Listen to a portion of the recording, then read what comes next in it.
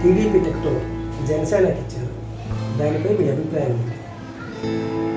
జనసేన ఇవ్వడం అయితే మాకు కొంచెం బాధగానే ఉంది. కొంచెం కాదు, చాలా బాధగా ఉంది. టీడీపీ జెండా జనసేన పార్టీ అధ్యక్షుడు పవన్ కళ్యాణ్ మోస్తున్నారని, కానీ ప్రస్తుతం జనసేన జెండానే టీడీపీ పార్టీ వారు మోస్తున్నారని ప్రజల తాలూకా అభిప్రాయం. టీడీపీలో మహిళలు చంద్రబాబును పాలన చేసుకునే దానికన్నా లోకేష్ ఆశీర్వాదం ఉంటే పై స్థాయికి వెళ్తారని అనుకున్నారు. మరి మీకు అలాంటి సిఫారసు మీ పార్టీ నేతల నుండి మీకు వచ్చిందా? మహిళలకు టీడీపీలో గౌరవ స్థానం లేదని నారాయణ విద్యా సంస్థల అధినేత అయినటువంటి నారాయణ మరదలు ఈ మధ్యన సోషల్ మీడియా యూట్యూబ్లో చాలా కామెంట్లు చేస్తున్నారు.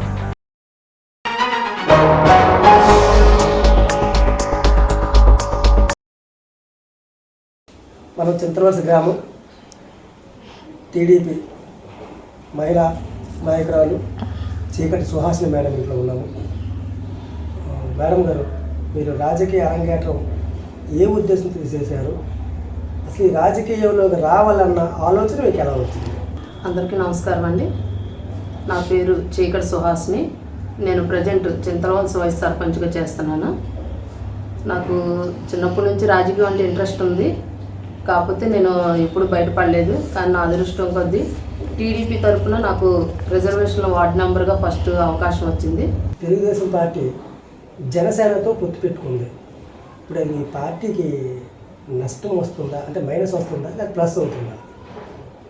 మైనస్ అయితే అవుతుంది, ప్లస్ అవుతుంది.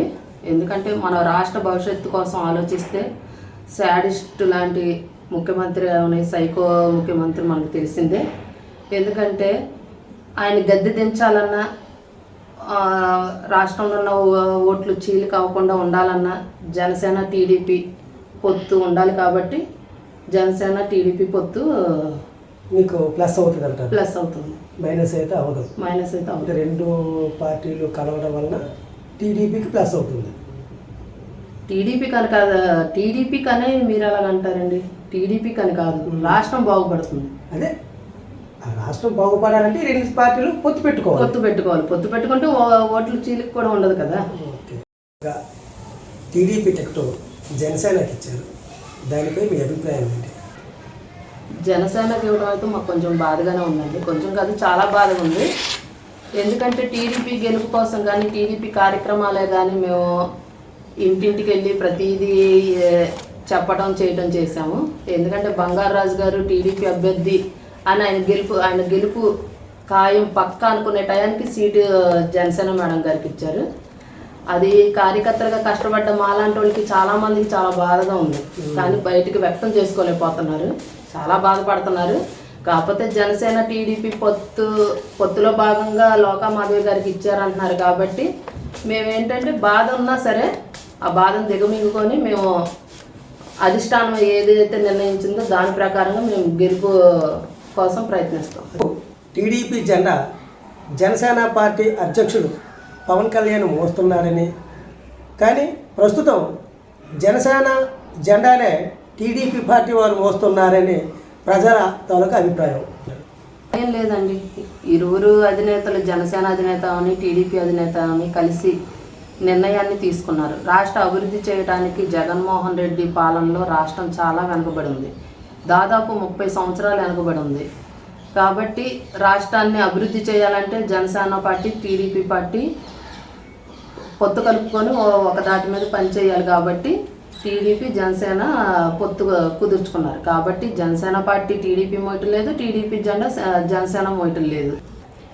ప్రస్తుతం టీడీపీ పార్టీలో మీకున్నటువంటి గుర్తింపు ఏంటి? నేను ఒక సాధారణ గృహిణిగా ఉండేదాన్నండి. నాకు 2014లో టీడీపీ తరఫున వార్డు మెంబర్గా చేశాను. ఆ తర్వాత ప్రజెంట్ ఇప్పుడు టీడీపీ తరఫున వైస్ సర్పంచ్గా చేస్తున్నాను. అదేగాక పార్టీ గుర్తించి నాకు రాష్ట్ర క్రిస్టియన్ సెల్ కార్యదర్శిగా కూడా పదవినిచ్చారు. ఇప్పుడు మీరైతే క్రైస్తవ మైనారిటీ రాష్ట్ర కార్యదర్శి. టీడీపీ పార్టీలో మహిళలు చంద్రబాబుని పావనం చేసుకునేదానికన్నా లోకేష్ ఆశీర్వాదం ఉన్నట్టే పై స్థాయికి వెళ్తారని అంటున్నారు. మరి మీకు అలాంటి సిఫారసు అంటే అలాంటి ఆఫర్ ఏమైనా మీకు వచ్చింది, మీ నేతల నుంచి వచ్చిందా? లేదండి.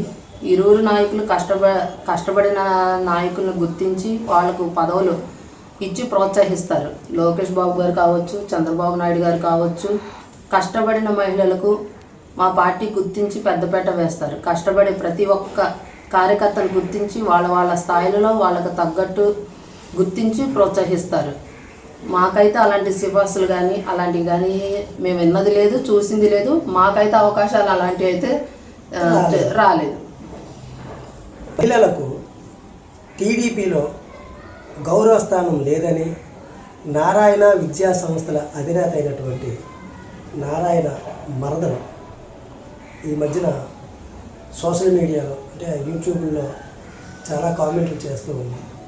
కామెంట్స్ అన్నది పడిపోతే ఎవరైనా ఎవరి మీదైనా వేస్తారండి. కాబట్టి ఒక మహిళ అయ్యుండి ఒక మహిళ మీద అలా వేయటం ప్రతి వాళ్ళు కామెంట్స్ వేస్తారండి. కాబట్టి అవి పట్టించుకోని అవసరం కూడా లేదు. మహిళలకు గుర్తింపు ఇచ్చింది అనడానికి ఒక ఉదాహరణ, ఒక దళిత మహిళ అయ్యుండి ఉమ్మడ ఆంధ్రప్రదేశ్ శాసనసభ్య స్పీకర్ చేసిన మన ప్రతిభా భారతి గారి గురించి మీకు ఆల్రెడీ తెలిసే ఉంటుంది.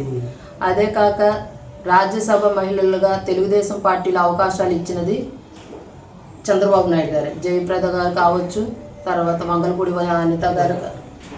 అనిత గారు కావచ్చు, ఈ మధ్య మన ఎమ్మెల్సీ పంచమూర్తి అనురాధ గారు కావచ్చు, తర్వాత మన ఎమ్మెల్యే పేద సుజాత గారు కావచ్చు.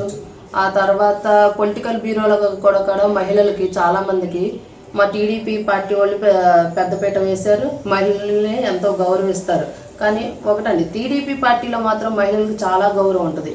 అలాగని వల్గర్గా మాట్లాడినా సరే మా చంద్రబాబు నాయుడు గారు అస్సలు దాన్ని అరికడతారే తప్పించి దాన్ని ప్రోత్సహించారు. తను కామెంట్ చేసిందంటే తను ఏంటంటే ఆ పార్టీ పరంగా తనకి ఏమైనా ఇబ్బంది ఏమన్నా కలిగి లేకపోతే తనకు పడక ఏమన్నా కామెంట్స్ అలా చేసింది. కానీ ఉన్నంతకాలం బాగానే ఉంది కదండి. ఇప్పుడు బయటకు వచ్చే బట్టి పార్టీ మీద ఏదో ఒకటి బురద చల్లాలి కాబట్టి చల్లి ఉండొచ్చు. దీని పార్టీ కార్యకర్త కాదు కదా, ఇంట్లో మనిషి ఒక బావ మీద ఒక మరదలే అట్లాంటి అసభ్యకరంగా అటు ప్రవర్తించాడని ఆ కాలేజీలో చాలామంది పిల్లలతో మహిళలతో అలా చేశాడని చెప్పి తను పార్టీ కార్యకర్త కాదు, ఇంట్లో ఉన్న మనిషిగా తను చెప్తుంది. కాబట్టి అది పార్టీకిను ఫ్యామిలీ మ్యాటర్స్కి సంబంధం లేదు కదండి. అది ఇంట్లోది వాళ్ళు చూసుకోవాలి తప్పించి అది పార్టీకి సంబంధించిన మహిళల గురించి మాట్లాడుకోవచ్చు. ఇంట్లో జరిగేదే కనుక ఇంట్లో జరిగితే ఇంట్లో ఉండిపోవాలి. ఎప్పుడైతే ప్రజాభిప్రాయానికి వచ్చిందో, ప్రజల ముందుకు వచ్చిందో, సోషల్ మీడియాలో హల్చల్ చేస్తుందో అది నారాయణ గారు ఆల్రెడీ టీడీపీలో ఒక పదవిలో ఉండబట్టి తనని ఎలాగా అగౌరవపరచాలో తెలియక ఈ విధంగా ఆవిడ చెప్పుకొని ఉండొచ్చు కదా. ఆ విధంగా చెప్తూ మహిళల మీద ఇలాగ టీడీపీ అని అది అనటం అది కరెక్ట్ కాదు. వాళ్ళ ఇంట్లో సమస్యను వాళ్ళ ఇంట్లో ఇచ్చేసుకుంటే బాగుంటుంది. ఆయన్ని పరువు తీయాలి కదా అని టీడీపీ పార్టీ మొత్తాన్ని ఇంక్లూడ్ చేయకూడదు కదా. నెల్లిమర్ల నియోజకవర్గం టికెట్ జనసేన పార్టీకి ఇవ్వడంపై